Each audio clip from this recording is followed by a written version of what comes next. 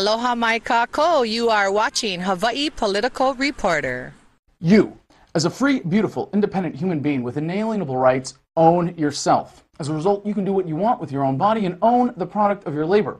The implication is that it is morally wrong to initiate force against someone else or their property, because to do so is to violate their rights. Therefore, all human interactions should be free of force, fraud, and coercion, and people should be free to exercise their rights, limited only by respect for the rights of others. When you learned don't hit and don't steal, it wasn't unless you work for the government. When you learned thou shalt not kill, it wasn't unless your dear leader gives you a gun and a uniform and a one-way ticket to the other side of the world. Government is force, an opinion with a gun, and force is a poor substitute for persuasion. Governments frighten us into thinking we need them, but with knowledge, philosophy, and technology, we are empowering ourselves and each other to have the courage to move past the paradigm of statism and restrain government to only moral uses of force, at least until we replace it with the cooperative, free market solutions that will soon render it obsolete. Aloha mai kako, you are watching Hawaii Political Reporter. Aloha! With me now is Frannie Pueo, okay? And today is a hurricane and Frannie, not Hurricane Frannie, except in this, let's say, analogy, we hope that Frannie Pueo will have a large positive impact on the island of Hawaii and Puna and specifically. So Frannie is running for County Council District 5. So Frannie, please tell us a little bit about yourself. Aloha. I was born on Oahu to a single mom and partly raised by my grandparents in Kamuela here on this island. I come from plantation workers who arrived at the Onamea plantation here in Hilo in 1880. I come from a strong background of protecting the Aina and as farmers striving to the best they can to survive in our economy. Growing up on Oahu, I've had to work full-time, part-time, and on-call just to meet my mortgage because my half-brothers who went to California only had to work one job just to get that paycheck. So we need to have a balance here, a balance of good, sound jobs versus also protecting our environment. Frannie, that's quite a background, and I can tell you I really appreciate it. In this instance, I'll tell you specifically why. Because you understand the difficulties that everyone's facing. You're probably seeing the inflation yourself. Definitely. Okay? And you know, I mean, all these highfalutin theories and all that stuff is great, okay? From people who've never experienced it, they're not really going to be able to know it and identify it and deal with it and understand what the people are going through. So that's really important that you have that background. Okay, now you mentioned things about the environment, and I'll bet you that leads into this next question, is why specifically did you decide to run? I'm glad you asked that. There are many reasons. As growing up on Oahu, as I mentioned, I was able to ride my horse on Kailua, Oahu, to Kaneohe, the next town, or to Waimanalo. More and more, I saw the ranches and the farmlands disappearing, being sold out to the residential area, including no longer being able to ride my horse onto the beach. I'll never forget that day where I held my horse's reins, and they had sectioned off the beach. There was no access. There was no one we could complain to. Primarily, the residential area, boom, had no focus on how to preserve any space, parks, multiple parks, or anything like that.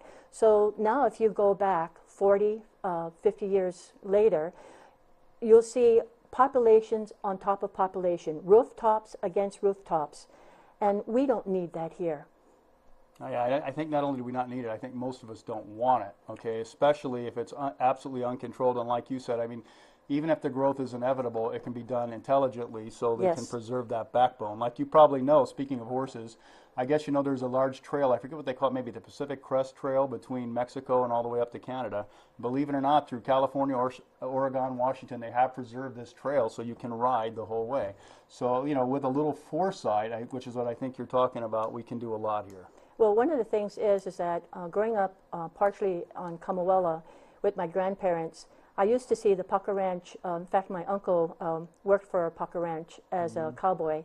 And in those days, they could ride after their pauhana, they would ride their horses to the store there and talk about what the next day work schedule is. Now take a look what's happened to Kamuela. There's no way you can ride a horse down Main Street. That is poor lack of any foresight of preserving the values of that community. You know what I think also, and you haven't really gotten into this, I'm going to get into this, and I think from what I see here, in Hawaii, there's like two gigantic forces. This is besides, of course, the thing at the top, the Federal Reserve and all the theft and corporate situation going on. But what is happening is you have a gigantic, strong union, okay, in their interests and the people downline, and this is nothing against them, but it's a reality, okay, following the money. And the other one is development, okay, and I think we have two candidates, one for the union and one basically going to be pro-development. Now, I see a lot and I hear a lot, you know, and I'm certainly part libertarian, and I'm all for fair, honest growth and development, you know, without, you know, unreasonable restraints, but, okay, not crony, okay? And what's happening here is a lot of people make the money on the development. They basically take lands that shouldn't be developed or conservation lands, okay, and they make their political deals to sell us out, essentially. That's what's happening. And I don't think we're going to have any of that with you, Frannie. Are you ever going to betray? I don't think it's so, but I'll just ask you bluntly, are you going to betray us? Never. Okay? One of the things is that my grandfather used to tell me, you know, Francisca, he didn't speak English too well, and he says, if you protect this land and you treat it well, you'll never starve. And that includes protecting our rainforest. Now, if you take a look at some of the bare lava lands, I have to ask, why haven't we reforested these lands? Since 2008, we've had, although it doesn't seem like it, our rains have decreased. Our aquifilters are decreasing in levels. If we start reforesting all these bare lava lands, we can back up our water with the population that's going to be tripling over the decades, even more, and stop the rain runoffs into our coastal waters. So basically, how am I, by the way, I used to be a union shop steward and negotiated contract for the Local 556 on Oahu with the Haleko Hotel. And with the many jobs that I've held, and held it well for years, I've learned how to balance between management, also being an employee, as well as with the union. And so, as to answer your question, will I ever sell out the Aina? Never.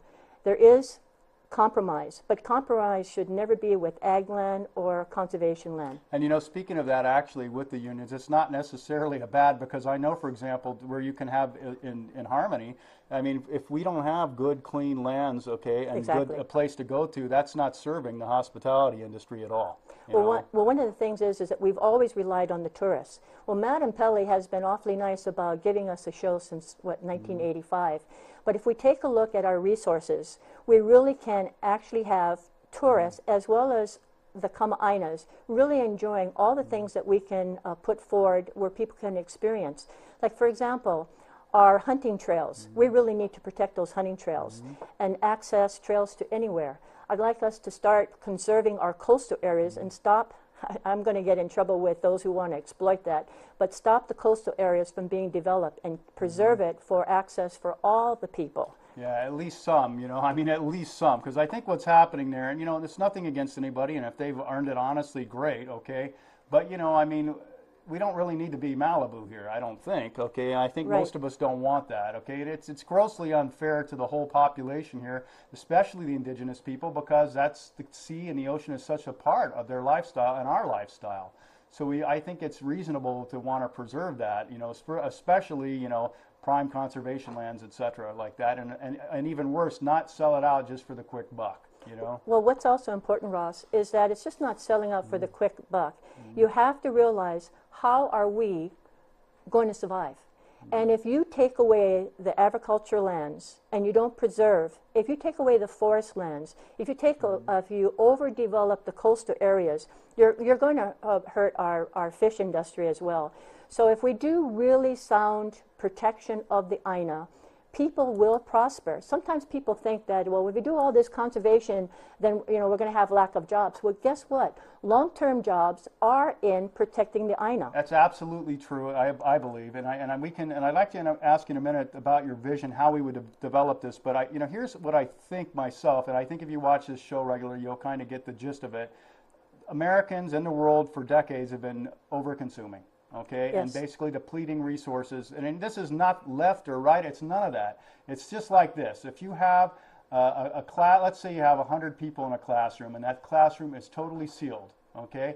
It's basically a fixed amount of oxygen, and over time it's going to be depleted. Now this is what the Earth is. Sorry, now you can make synthetic of certain things, okay? But, you know, like Frannie's been saying, water, soil, certain things are just not really, or certainly not readily, okay, reproducible. So, I mean, it's only sensible. Now, as far as what this island can do, give us some vision. I mean, I personally believe, and I actually had this conversation with David Ige, and I think he gets it, okay, that this island has incredible potential, okay, Exactly. as far as agricultural, you know, ecological, and growing the economy. In fact, it's totally in harmony, especially with inflation coming. And if you follow it, you know it, the likely collapse of the dollar, or certainly the strong devaluation vis-a-vis the BRICS, okay, that we're going to have a crisis at some point, likely within the next 2 to 3 years, okay, in the currency. In fact, a lot of people speculate that our currency is going to be split into two. There's going to be basically a domestic dollar and an international dollar in the valuation. If that is the case, then the food, okay, now we don't import that much, even though chicken and such is coming from China now. A lot of stuff is coming from China, which is ridiculous. Okay, our yogurt, we can't. Russell Ruderman has said that it costs $1.5 million to make yogurt in this state. Okay, minimum for the machinery. I mean, these are things I'm sure, Frannie, you would get. And give us a vision. What could we do to develop the economy sustainably and ecologically? I'm glad you asked that. One of the things that we really need to do is look at solar. So solar has a prime stateability for us to invest in. Aside from that it will create hundreds and thousands of jobs. Right now they've made a comparison to the jobs that are generated by solar to other fuel sources. And one of the things is that I've lived through this state having a strike at the docks where imports were limited. I've lived through that. Unacceptable, which means why haven't we produce our own so that we don't depend on imports. The other part is that, so okay, so we do solar. Well, then we don't need the incinerator because incinerators are the short term, create short-term jobs, and then they're going to go to the computer. Meanwhile, all our compost is going to be burnt up instead of going to our agricultural lands and in reforesting our lands. There are many things that we can do if we think outside the box to being for example, as a kid, I remember Uncle coming from Hololai picking huge plums that were growing up in where it's cold enough to where these apples and things like that can be grown up there. The diversity of our island is beyond what most people don't realize. So aside from doing farming and agriculture, we can be the lead export, not just to the mainland, but to the other outside islands. Yeah, you know what, you gave us a lot of material there, and I guess, what is it, we have 11 of the 13 zones, or 13 of the 15, I think it's 13 climate zones in the world, and we have 11 of them here, okay? So there is a tremendous diversity, and you know, as you probably know, Monsanto is using us as a lab, and I think many of us are certainly Kauai, and in the most negative way we would feel about that, but we could be a lab on the positive here. I mean, there's so much we could do. Now, Frannie probably doesn't know this, but I'm a solar and electrical contractor, and solar is my business. Didn't know that. So it wasn't a setup, okay? It wasn't a setup. But, you know, and I know some more, and we could go into that a little bit more depth, but, you know, everybody thinks solar, but there's a wide variety of solar technologies, from solar photovoltaic, okay, to solar thermal, okay, to concentrated solar power. The issue is storage, okay, although that can be overcome. And here's one, Frannie, that I'm going to lay on you that you probably don't know. The issue is storage of the energy, okay? Now, we have we have this, what I think most of us would consider ill-advised, to put it nicely, okay, incinerator plant. What if we decided to make a good practical energy storage? Well, guess what? We did this in a physics class a few years ago at UH. If we took, I think it was a 1 mile wide, 1 mile square, okay, and put it 10 feet deep, let's say up in Waimea, okay, of basically essentially an aquifer, okay, or a large, let's say a dam. Okay. And we pumped up when the sun is up, we pump the water up there, okay, and then what happens at night? You have a gravity flow, okay, coming back down. That one piece could store all the energy for this island for 7 days. You see? Okay. And there you go. That's something. Then you kill the storage. You have a large construction project. It's positive, though. And okay, let's get specific. Well, wait a minute. Yes. And there's less contaminant to the earth by comparison to the other fuels that we depend on, including if we went to the incinerator, which has a pollutant imprint that in some of the other states are eliminating the incinerator because it's not the great plan that initially they thought it was. Well, you know, that's actually interesting. RH, I won't say his name in specific, but he sent me, in fact, I would get glad to put this link up or something. I think it was United Nations or something, did a large study on this, and basically they have in the one paragraph on there, basically said, essentially, I'm paraphrasing this, that there's a large problem with fraud and abuse, okay, of the wastewater development process. Okay, because this is one of those, you know, in capital projects, okay, they can hide huge payoffs, okay, and sweetheart deals in large projects. It's easier to do than in a small one, okay? So this is what the UN essentially says, and actually RH also sent me the links, and you could look it up, or maybe I can have time to put it up. Texas has a wonderful program, believe it or not, where they've gone all through this with the waste management, from everything down to mulch, okay, to recycling, and they've got it well developed. And I can tell you, having lived in Texas, that place is very well run. I'm not talking politically, I'm not even getting into that. I'm just saying the government is well run and serves the people, and it's cost efficient. So that's one you might want to look up if you're interested more in the incinerator. So Frannie, anything else on the incinerator? Anything else you want to say? I mean, well, as I mentioned before on the incinerator, it makes no sense. If you really take a look and take it apart, you'll see that, first of all, we don't generate enough garbage to keep this incinerator going. So that means in the contract, we'll be faulted, where we have to pay monies for the shortage. Then second, and then all that precious recycle mulch and compost is going to be burnt up, and we have bare lava land. We need to reforest to bring our forest back up. And don't forget, just because Madam Pelly hasn't taken away new forest land, it still can happen. So we really start to need to have a balance. If a volcano does come and takes those forest lands, we need to replant other forest barren areas to do it. But anyway, back to the incinerator. So so what's happening is that they're looking at what's going to create jobs. Well, guess what? Only a few jobs, you know, maybe 30, 60, 100 or whatever. But it's only short term, possibly for 3 years. After the incinerator is built, then it's going to pretty much go into the computer. But if we look at zero to waste, waste to zero, which means that we're going to be recycling everything. If you just go to some of the market areas, you'll see that everything pretty much is being recycled.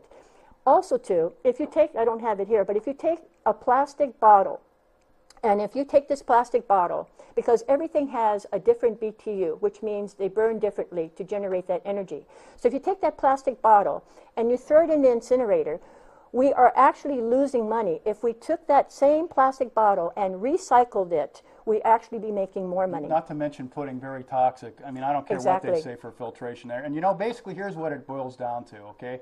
And you know, I've been approached, at first I was thinking, you know, maybe this incinerator is not so bad because it might be better than trucking the garbage all around. But then when you start to think deeper, and then Hunter Bishop, I think it was the guy, yes. we saw his article, it really doesn't make sense. And here's really in a nutshell what we're essentially doing. We're saying, okay, let's take all our biomass, okay, that we've grown over the years here, okay, which could be turned back into soil, okay, yes. and let's throw it away. This is on an Burn island. it away. Yeah, well, burn essentially, it away. Burn it away. Let's on an island, okay, where we have, you know, real problems in many areas with not having enough soil and good soil. So that really doesn't make a lot of sense. And especially as things go forward, if you do have this vision where we want to be ecologically sound and hopefully able to grow our own food, okay, or at least sustain, like Frannie says, the watershed, okay, and, you know, keep the land. Bring that back up. Yeah, so I mean, I think the soil would be pretty important there. How about, let's get into GMO a little. What's your take on GMO and why? I am so glad you asked me that. I am like non-GMO. And these are some things that you really should consider. Anytime you have a food product or anything that has safety measures or has caution, then you have to say, well, what's going on here? If you take a look at Kauai, our sister island, it's literally been poisoned by all the big companies there that are not producing food. They're basically producing poisons. That's correct. Everything that on the GMO is altered DNA. So people say, okay, so what's wrong with that? Well, it's not natural selection, and everything in the DNA process goes through protein changes. So what does that mean? Well, in our body, when we have non-GMO consumption of, let's say, lettuce, our body is able to filter through that in a process that has taken us millions of years to digest, being able to digest that as a health food source. But when you start altering genes and DNA, then right now we do not have the studies, and believe it or not, some of those studies are not being allowed, and that's where you should start questioning on the health situation on even to our children. Berkeley, I believe, in California, has had a study on some of the GMO, and autism is starting to be linked to what's happening to our children. Autism, you mean. Autism, Yeah, thank you. sure. A little nervous here. Okay. But anyway, so even, just remember this, with many other jobs, I used to be a tumor registrar for the American Cancer Society in one of the hospitals on Oahu. And when you're going through many of the patients' files, and you're trying to, thousands of patients' files, and you see there's a cancer here, nothing's very clear cut. You really don't know how did that person get that cancer. And then you start looking at what is that is similar. Well, secondhand smoke. That was a difficult one to finally prove back in, I believe it was in the 70s, that let's say, for example, the husband or the wife came home, smoking with the wife who didn't smoke, and they couldn't understand why did the wife get the cancer. Well, apparently he didn't, but she did. More and more through comparison studies, they found that secondhand smoke does kill. So when you talk about GMO, there's not enough studies. Studies are being done, and get this, there's probably around 50 to 70 countries that will not accept GMO products into their country. That should be a warning flag too. Okay, let me add a couple little bit of things here and bring up and maybe broaden the points a little. First off, okay, and I argue this out with certain people who are very pro-GMO, and this is UEG, okay? And I'll tell you, here's the thing, and basically, to me, it doesn't matter, let's forget that it's GMO. What you're doing, it's like an invasive species. You're introducing something else into the environment that you really don't know, okay? Which really, you just don't know. And it could be like we were talking with EG about kudzu, okay? What happens if you put that at the wrong place, okay? Yep. So what happens, and this is, and I'm not like very pro-government in general, but this is the thing where we all have to have a common sense, and the government should have some involvement here. And basically what you're talking about, I think, in this case, okay, is you're accelerating the process, the trial and error process, okay, and the evolutionary process. To what result? And basically, I think where you really have to come down this and you have to say, okay, or do we err? What is our baseline? Do we err on the side of safety, or let's try it and see? Well, let's try it and see. Koki's, let's try it and see. Kudzu. We could keep going on and on and on and on, not even GMO.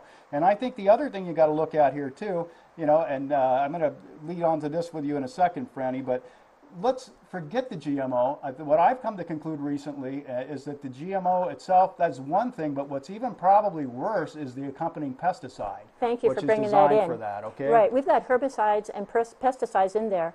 And also, too, one of the scientists that I had the opportunity to speak to had indicated that, for example, take a corn stalk that's been GMO altered with the DNA.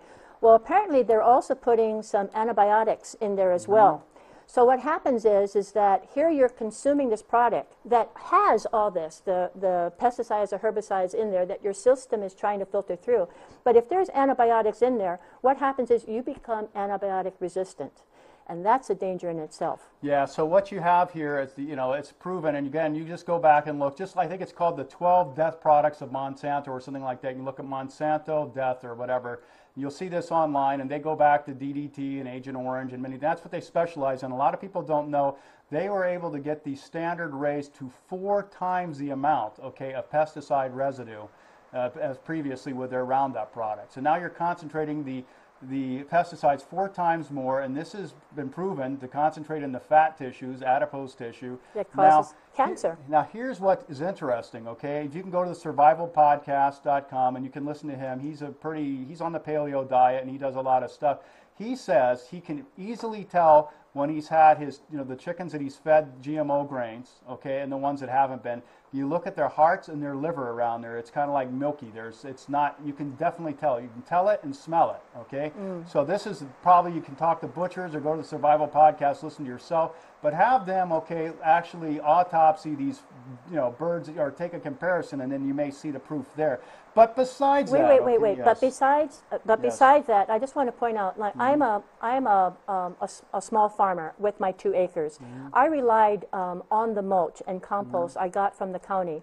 Right now, I wasn't quite sure exactly what I was going to be planting. Well, I finally decided on avocados. So I have various types of varieties to see what will grow best in the area that I'm growing this. And what's important here is that I want to grow healthy food.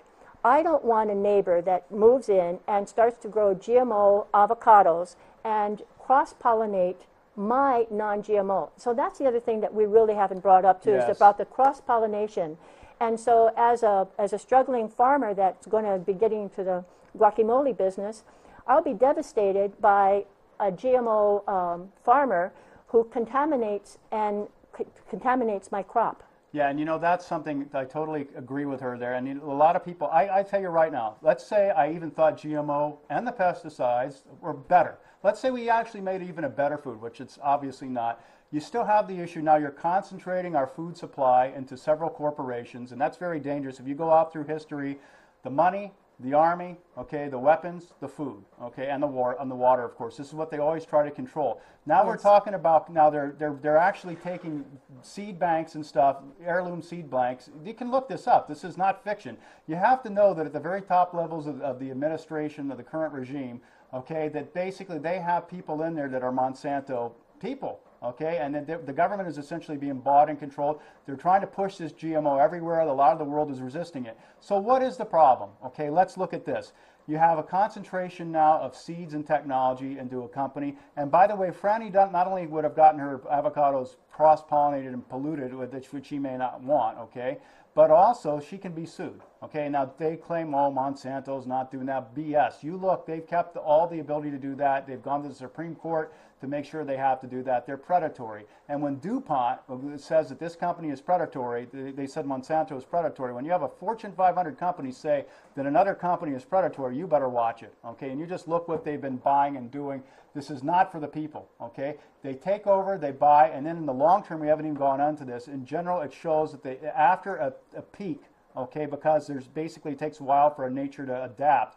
Then it becomes much worse. The yield goes down, okay, the soil is contaminated, and super weeds develop. Look up cotton and super weeds and check that one out. So I think most of us would concur that GMO in general is not good. Now, Roy and I and others have gone over this. To me, frankly, if it's totally controlled in a laboratory, I know that for medicine, for example, synthetic insulin and stuff, there are some applications, but I think we would, and also honestly, cisgenic, okay, which is basically not, not a transgenic, it's within that same species essentially, is not it's really something different, okay? But I think open field transgenic is it's really not a good deal at all. Plus, we do want control, and there's so many natural varieties and things that we can do here anyways. Why do we need to send our money out of the island, give it to a control out of the mainland, instead of developing that seed and that growth here, okay, with our own native people? And I think also, too, is that you'll find that the big hype about GMOs, that it's going to be feeding the world. Well, guess what? It doesn't.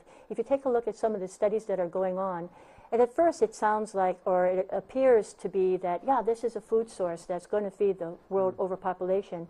But after 3-4 years, they're finding out that the grounds that these products have been grown in is destroyed and poisoned. And so the farmer who tries to get away from the GMO now is unable to. And so that is a big thing. And if money if everything else that you don't care about but the money, well, guess what? Right now, maybe GMO products may seem cheaper to buy in the supermarket, but eventually, once they have a foothold and control, those prices are going to skyrocket based on the fact that the grounds are being poisoned and there'll be less. No competition, and you can't grow anything. And guess what? The herbicides and pesticides are going to have to be increased. That's correct. Going to have to be increased or remodified. Look it up. Super weeds. It's a proven fact. Right. So here, as a farmer in my 2 acres, I'm planning to expand on another 5 acres to increase my avocado production. This avocado is the best food source with all the vitamins that people, and including animals, can eat. So the point is that if you want to raise a healthy family or keep yourself healthy, keep that in mind. If you're starting to have, one of the things about certain diseases that we have, you have to take a look at some of the foods that we are eating even now. So if you eat healthy, you're ensuring a better health for yourself. Yeah, and we didn't even get into that, the long-term implications. If your heart and your liver is being altered, okay, by these accumulation of high concentration of pesticides that accompany the GMO necessarily, because they are designed for that, okay, that's a whole other issue. So I think we've kind of covered that. I think you'll feel, and I mean, we're going to have Tim Law, and he's going to probably be the opposite side, because we do present all viewpoints. You know, it's an open, you know, situation here. Can I just say one thing, Ross? One of the things too is that when they say about where's the evidence, well, one thing, if your body has been consuming these herbicides and pesticides unknown for you, and you start having health conditions that possibly may or may not be related to this, when you go to your doctor, you think your doctor is going to say, "Oh, I think we'll test for this pesticide," or "I think we'll test for this herbicide." That's not going to happen.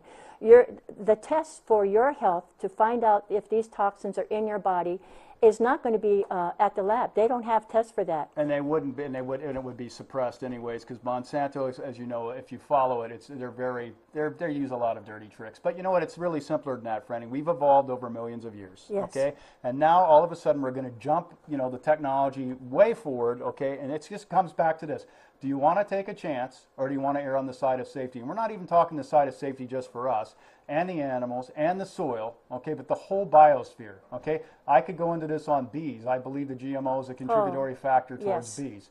But let's move on, because of limited time, to geothermal. That's the other G. Thank you for asking. What the heck are we doing with geothermal? What the heck are we doing with incinerator when we are an island in the paradise with the sun access? Again, I'm stressing not only solar, but I'm also stressing windmills. And why haven't we even done current and wave development for energy? Each area on this island is so big that one doesn't fit all. For example, at Kauai, Kona would be excellent for solar development, and even parts of Paca Ranch. So, and also with the windmills and then with our current. So if we have multiple energy sources, the one thing about the geothermal is that you have to take a look.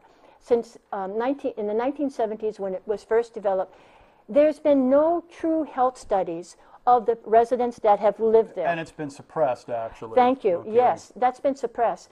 One of the reasons why I got myself into this campaign is that I never thought that that a politician would put us at risk and in harm's way, and that's what's happening, and it's a wake-up call. Frannie, I got to tell you, I almost want to laugh and cry. I mean, I got to tell you, the last 2-3 years, I've discovered, you know, there are a few honest, good people, but what happens in general, as you see, even in this little race in Puna, okay, outside money comes in and tries to control and buy it. Okay? Exactly. So the politicians will put you in general, because what that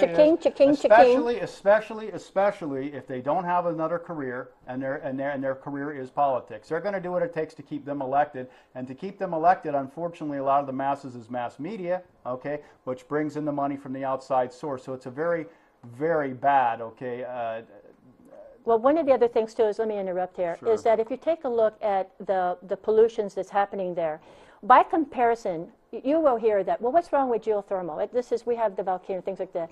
But take a look at how it's being done versus comparison to other countries that have it well refined and have all this. We've got to go even more basic than that, Frannie. What is the underlying technology that they could be basing it on? Ours is toxic. Exactly. We're not talking Yellowstone or California. We have basically, they're into the dangerous gases and Madame Pele. This is a different volcanic system. You can look at the video we've done with Harry Kim, who's been very objective and neutral on this, and he'll tell you the underlying base that we're trying to harness here is toxic. Let's just put it like that. Extremely. Let's say extremely. For one thing is that you need to realize that this toxic is not only hurting the Aina, the land, it's getting into our water wells, and also it's getting into our coastal waters as well. So, and guess what? It's hurting people, but they're not doing the health studies for the people, because they know that if they do, it's going to show significant indication that respiratory conditions, sulfur being released. Go into a room full with sulfur and see how long you last. So monitoring, that's another thing. The monitoring system of this geothermal is it's almost, how do I say, why have, what? It's a joke. It's not a joke. They should be held accountable, Yeah, and they should be. I wouldn't say. Is it criminal? Well, we don't even know because somehow they're being allowed to continue. This has got to stop, in the sense that we need to have people other than what we have right now, to go in and start doing health studies and finding out exactly what they're doing. Do you know? Don't get me excited on this. Do you know that the residents there have brought things of what's been happening at the site rather than the site monitoring itself and bringing it to the public? You know what gets me more than anything else there? Let's say the geothermal was wonderful. I really believe in home rule, and the people there who have to live through it, it's their decision. Maybe they don't want an industrial zone there, okay? Maybe they don't need the corruption, which doesn't come. Now, look, it is a developed project, okay? There's money sunk in, there's jobs. There's no denying that, okay? But the whole thing is not Pono, and as Puna Pono Alliance has in their name, it really does need to be Pono brought forward. You know, maybe it can be done a little bit better, but as far as continuing development, I think most of us would think it's not a wise idea at all. I think the other thing, too, is that in anything, whether it's GMO or geothermal, let the truth be known. Yes. And that's what's being held from us. And that you should question. Okay, so we got it, GMO and geothermal, and the incinerators that I think we all know are not. Yeah, double down vote here. 2 thumbs down. Okay, so now how about this? How about, can you speak to us about ecology in general? I know you have. What is your vision for the ecology of this island? What do we need to do, and how can we improve it? Well, one of the things is that we've spoken about preserving and increasing our agriculture farmlands. And also, too, is that we need to preserve these lands, and not too many times I'm seeing in the classified section of the paper in small print that agricultural lands are being turned into residential. And that is a real concern, because if you take away agricultural land here and you don't increase it in another place, more and more, Oahu, here we come, residential. What we really need to do is start taking a look at our subdivisions. For example, we need to have green spots between the subdivisions. That, and also too, is when I've talked about reforesting our bare lava lands. I look upon this as multifunctional. For example, it's going to increase jobs. We can tap into state funds, federal funds, to help us get these lands converted. And guess what? We can reach out aside from creating jobs, but take a look at our prison system.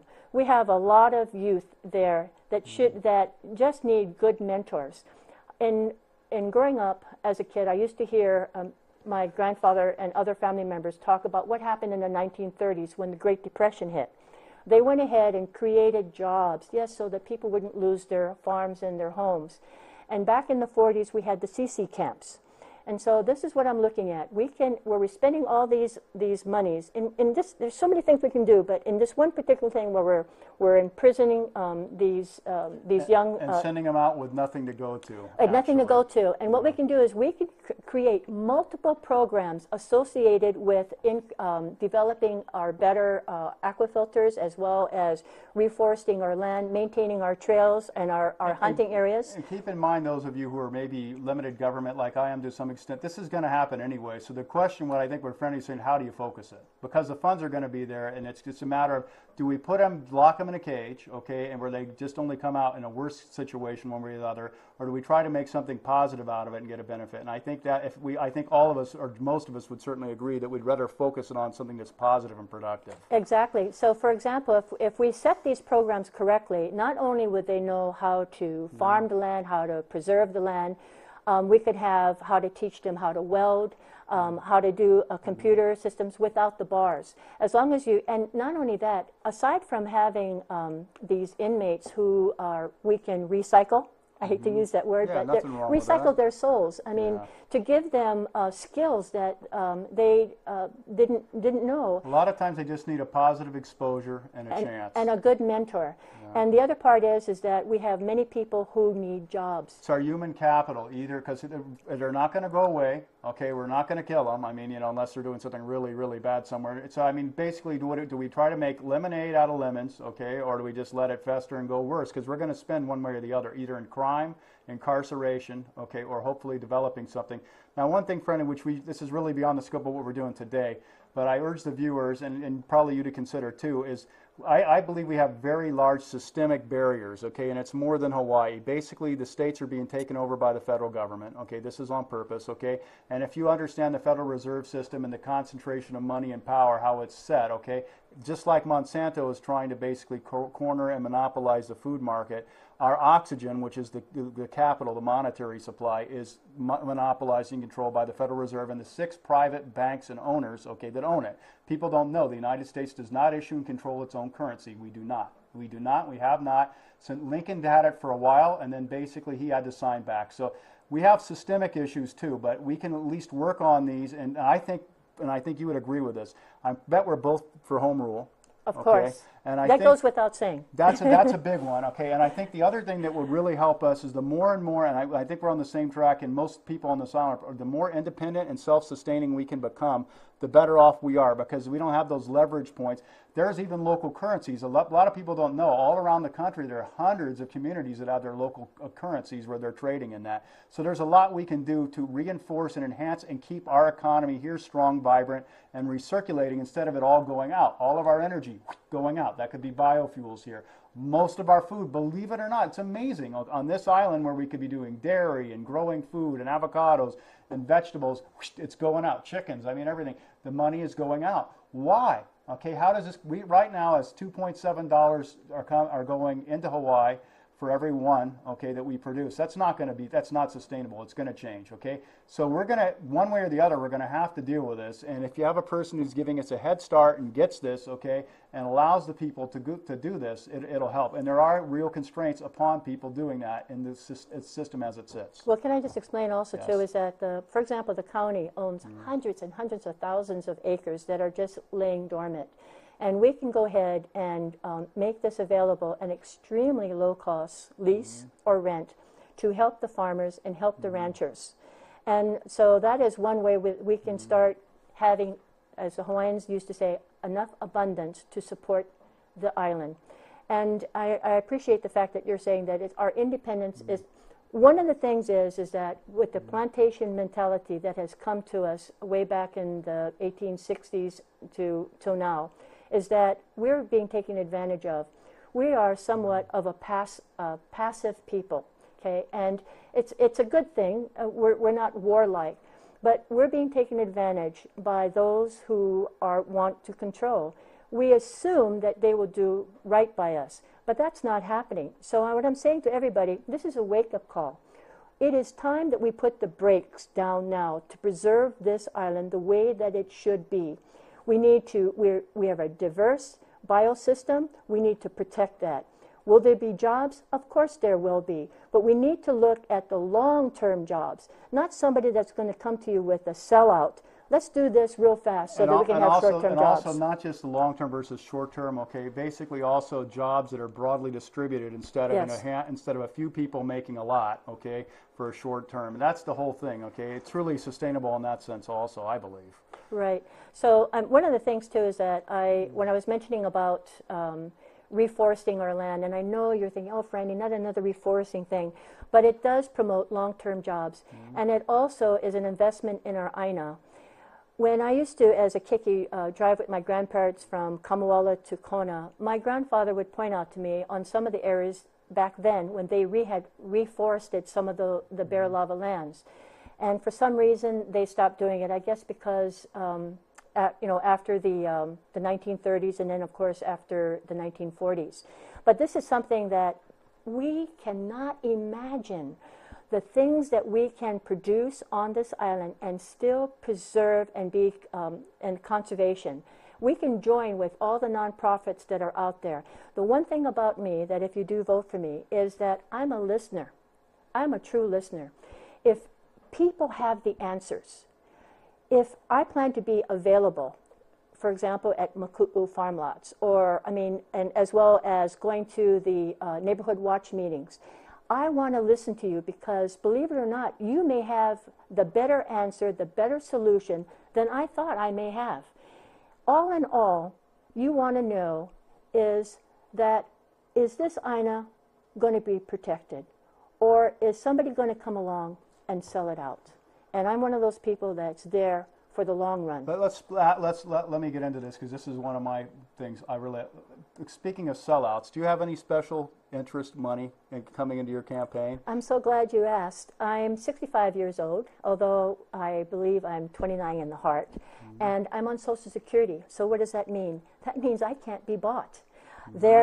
I'm here because I truly believe, I mean, it's my passion. So you don't want to be a career politician coming in to do the big development deals, No. make the big bucks, okay, screw everybody over and move on. No, Okay. no. That's not you. That is not me. I think want to be not. able to see our children and our kapunas on the beach in a non-polluted environment. Do you know that in some of the areas on Oahu and Maui and Kauai, that their coastal areas are well polluted? And believe it or not, on Oahu, in the water, the sand has oil that has accumulated over the years just from the lotion that people have put to prevent from the sun. So there are so many things that are suddenly coming up, and we're realizing, well, what happened to the fish there? Ask yourself what happened to the fish. Well, is it because of the pollutants that we're putting there? When I was a kid, you could be in the water and you'd have the fish all pecking at you. And anyway, I just want to thank you all that we need. There's so many things. I was just trying to get her centered here, but we don't want to lose her in the picture, okay? I'm sorry, I thought sorry. I thought like No. So the point is, and I think I know you're going to be accessible at the Maku'u market, Extremely, okay? yes. And also what you're going to say is you want access to nature. We know that you're going to try to keep green in between it, so we have some there. And the blue. And the green and the blue, okay? And then also, I know you'd spoken before about emergency evacuations, and so you think that infrastructure and emergency preparedness. Let me just say this. Back in 1988 on Oahu, and because I was mostly raised there, and the Corps of Engineers had been sending letters to the county and the state, as well as the federal, that the Kawenui Swamp was building up with mass material, and with the tides coming up and the runoffs from the mountains, that it was set up to where the residential areas would be flooded out if there wasn't intervention. Well, what happened was this, and this is what you've got to really understand. It's the money. So the county, state, and federal bickered about the money on who was going to be responsible to clean up this Kawenui Marsh. Well, guess what? In January of 1988, our house and the residents were flooded out. We had close to 3.5 feet of water inside our house. My mother was just coming out of chemotherapy. She didn't know how to swim. There was no alarms going off. Nothing. We didn't even have rain. The flooding came from the rainwaters came from the distant mountains. So I put her on the kitchen sink, and we pretty much lost everything. Fortunately, our dogs and our cats, we had a floating mattress, got them on there. So what am I saying is that why did it have to get to that point? We lost almost everything. Thank goodness we didn't lose our lives. And then we had to take out a loan in order to, and we had flood insurance, the two types, one from the ground as well as from the sky. But they bickered. So this is what I'm saying. What's happening on this island, if we do not have emergency road exits, it's a shame. It's potentially deadly. I can't say it even, I mean, and we're think seeing of it. This is on the day of the hurricane, too. I mean, and this is not just a Puna issue. This is Waiakea, okay? This is many places. Actually, last night, I don't know if you know, there was an earthquake up near Kamoela. Okay. I didn't get a chance to see the news. So what I'm saying to you is this. While they're bickering as to where the money is going to come from, oh, we don't have the money for this, our lives every second is in danger. And that if I get into office, I'm going to be doing some wake-up calls. Yeah, and you know what I would like to see here, and this would probably be difficult, okay, but here's one thing. Let's say there's not a damn cent more, okay? How about getting the county existing agencies and having them repurpose some, okay? So in other words, they have 5% of their time is on a training in these emergencies, so everybody is in the emergency business, and the whole damn county, okay, when it needs to be the building officials, okay, the DMV people, or, you know, the motor vehicle registration, everybody, okay? So, I mean, you could do that if we had a cooperative and you pushed them. That's a good suggestion. I like that. That's the other part, too, is that, so if they say there's not enough money, so what are they saying? Your life isn't worth anything? It's always got to cost more, too, and it doesn't, okay? There's better usage of your existing resources always, too. Right now, just imagine this, and I don't mean to put false panic in you. It's because I know I lived through something that we didn't have to live, where we survived.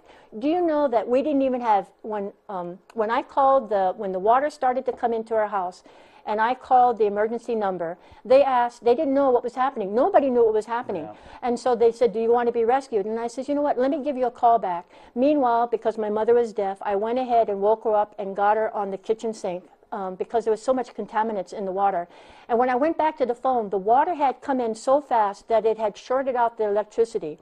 So we had no one that... It's absolutely unexcusable. It makes me mad just listening, and I didn't even live through it. I didn't even live through it. So what I'm saying to you is that because I've lived through this, and I still question today, it did not need to happen. Didn't need to happen. So at our emergency roads now, we have none. So what's going to happen, if there is a mass evacuation, there's going to be mass panic. And with that mass panic, we're going to have a lot of accidents happening.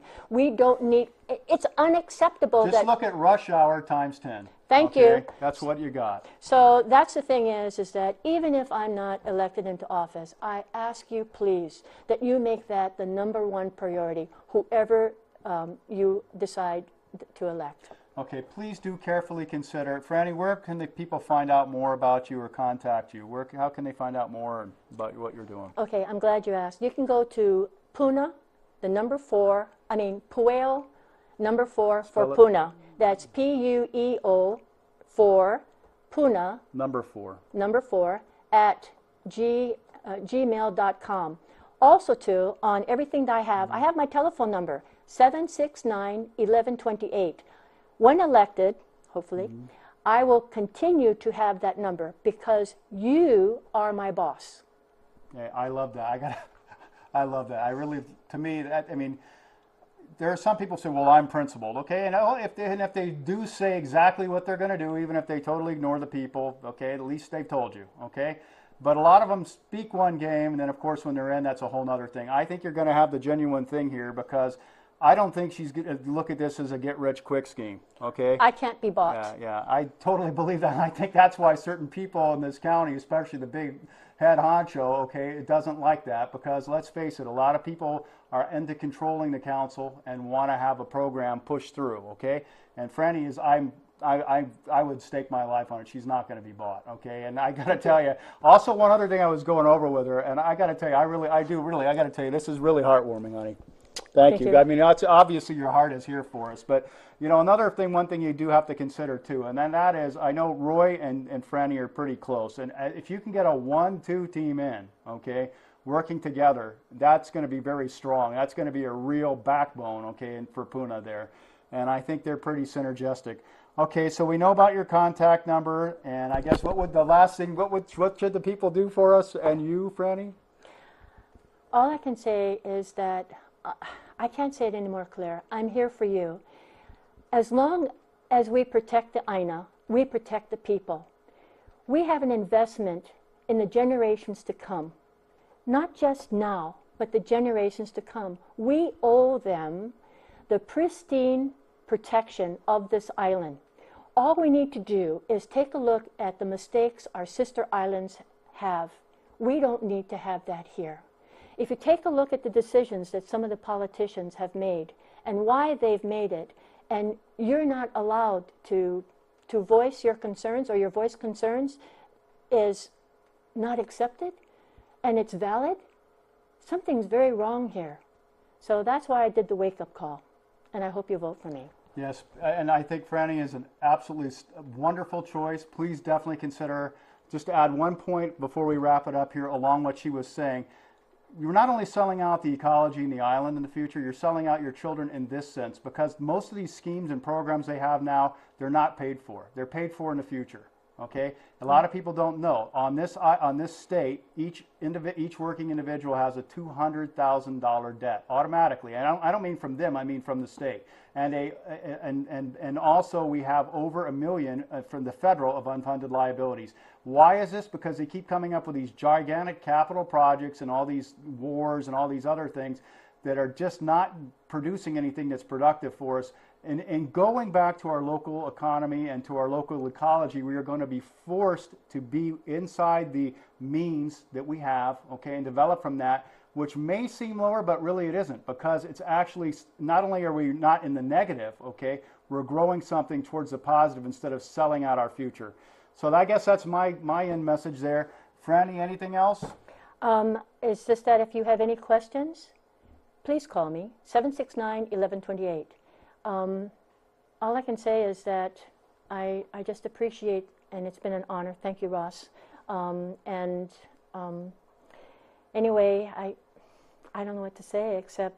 No, I want to thank you for running, because this is tough, and we obviously have a person here who's going to be active for the community. Oh, can I just say one thing? I forgot to mention that I have legislature experience, and that's important. Aside from all the various, I have accounting experience. I was a taxi coordinator for a tour company on Oahu, tumor register, so I've been in the health field, medical ward clerk. So I've been real fortunate to have multiple skills. That's a really good combination. You think of, to me, what I immediately say, an accountant with dispatch, okay? That's awesome, because you know what you can afford, okay, and what's actually happening there, and you have the ability to get going, okay? Get those problems solved, okay? Right. So that's good. As a taxi tour coordinator, I work with the independent drivers as well as with the company drivers, and working with the tourist industry. So herding cats, you've got experience with that. Taxi cabs, yes. And also too, is I guess I might go ahead and mention is that I do have an animal rescue shelter on 20 acres, although we're not accepting any animals at this time.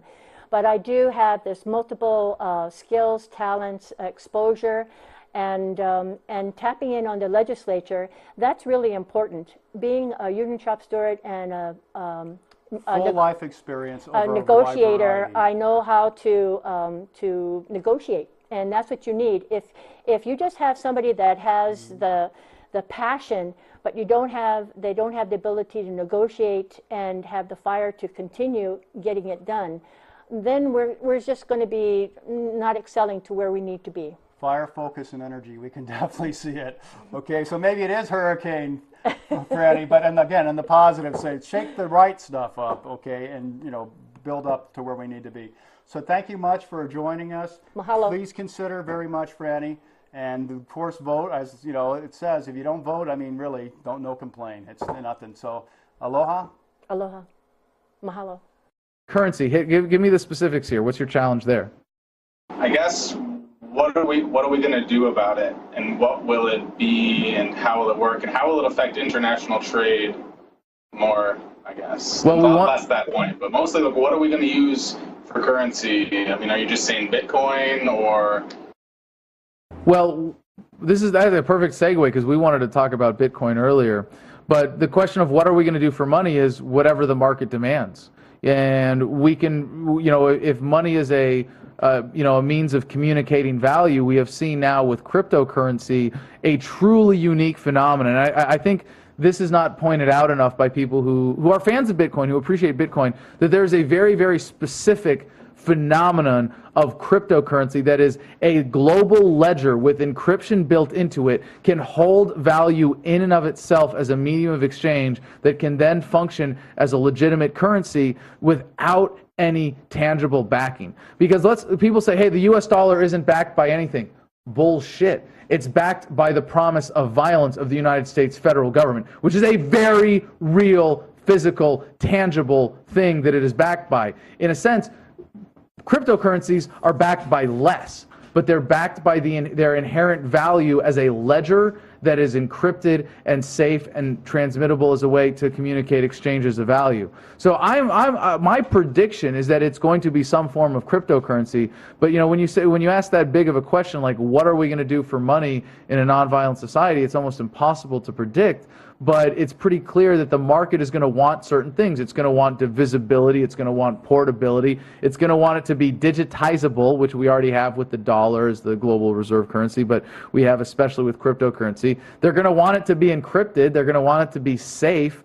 I mean, what else? In that sense, if you can't imagine something else that someone would want for a medium of exchange, and I guess I can imagine one other thing is that they want a physical, tangible commodity behind it. There might be some people that say, no, I want this, and there might be enough of a market. I doubt this is going to be able to compete with Bitcoin and the demand for all of the benefits that it has. But you might have a version of a cryptocurrency that's not really like from the blockchain kind of, the value is in the ledger and the encryption.